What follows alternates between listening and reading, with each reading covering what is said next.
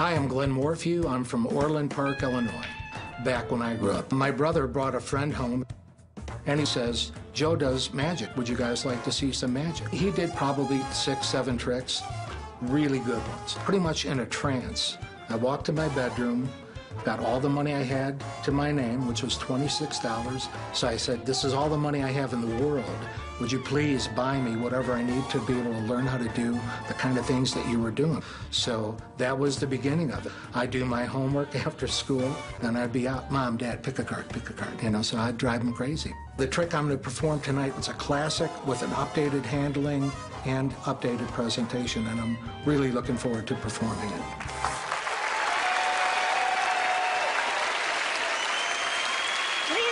The deep dish magic of Chicago's Glenn Morphew.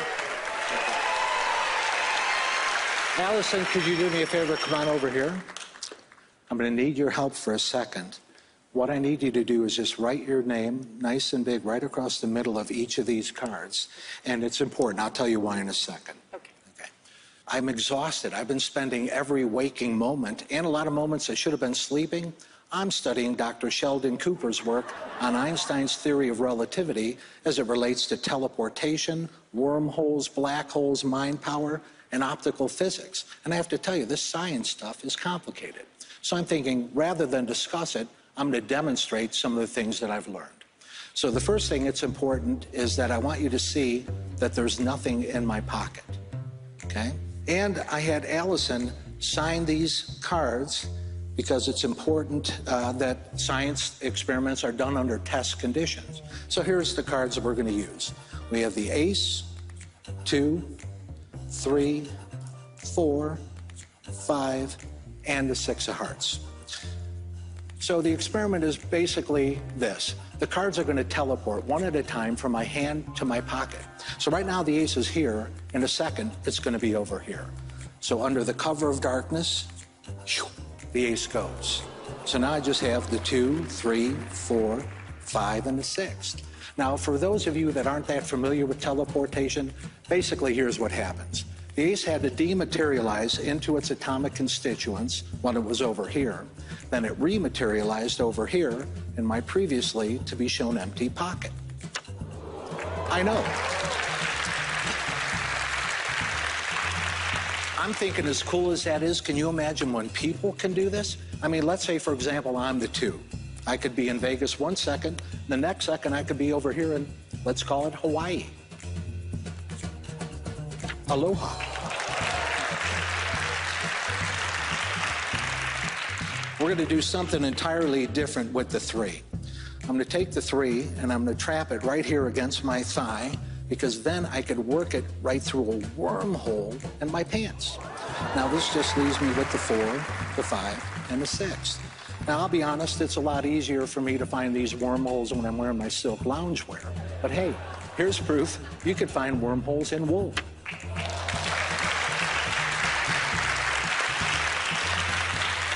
All right, starting to get interesting. We've got 3 down, 3 to go. Now I'm going to demonstrate optical physics, and there's a good chance I'm the only guy you'll ever meet that could demonstrate this. Because what I have to do is move my arm back and forth so fast, it just looks like it's moving super slow.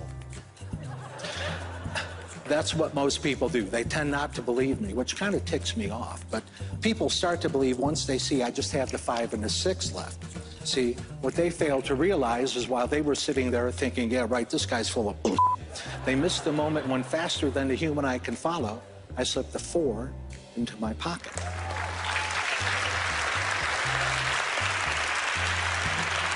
Now I'm going to demonstrate telepathic teleportation, even though it wears me out. I have to concentrate, focus, visualize. Yes. And I send the 5. Now, in this case, I didn't send the 5 to the right front pocket. I figured I'd send it to the left rear pocket because, hey, I've got a vivid imagination. Now, when I clap, I send the 6 to a black hole somewhere in the universe that's gone forever but not forgotten. And I'll be honest, I sent the 6 by clapping because I figured, hey, when you get to witness teleportation, wormholes, black holes, mind power, and optical physics, you should clap. If not for me, certainly for Dr. Cooper and Dr. Einstein, because without those 2 guys, I wouldn't have been able to show you any of this. Thank you.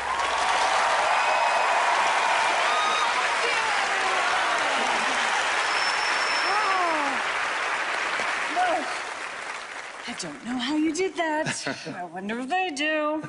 How long have you been doing this? This particular trick, I put together about 2.5 years ago. Wow. And then when you get the call, like, okay, you're coming on the show, did you immediately know you wanted to do this trick? Yeah. Yeah, this is one, it's a classic. It used to be, as a magician in the 1900s up to the 1930s, 40s, everybody did this trick. And how you were judged was how well you did the trick. I mean, obviously you say it's that old, so they've clearly seen it before. They've seen versions of it. Right. They haven't seen this one. So good. All right. Well, let's see what they think. Boys? The idea of a tough guy who's also a learned gentleman is just a wonderful thing to see on stage. Just a beautiful character, and the way you carry it is just gorgeous. It's a classic of magic, cards to pocket, which we've seen a zillion times, but you had the cards signed. You had Allison sign each and every card, which gives the impression she examined them, because she signs them. She signs them, makes it all on the up and up. And then the routine, we've been going through it and dissecting it with notes and notes and notes.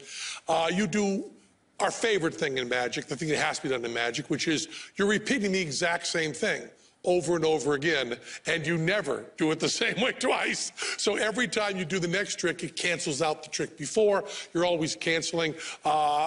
Obviously, to everybody, there's palming going on in this, but it is such good palming, and always when the people think it's not. Every time we think you get it palmed, you're flashing that you're not. It's in very sneaky places. No one saw that. Wonderful, wonderful sleight of hand. Sometimes one card is going in the pocket, sometimes two. Sometimes you have cards here that look like more than they are, but it moves across and cancels it. We think, with all those steps, we think we kind of sort of followed it, but boy, did we love it. It was just great in every step. So, are you convinced that they know all your tricks? Well, I think they've been studying Dr. Sheldon Cooper's work, too. Ladies and gentlemen, Glenn Morphew! Thank you so much. Thank you.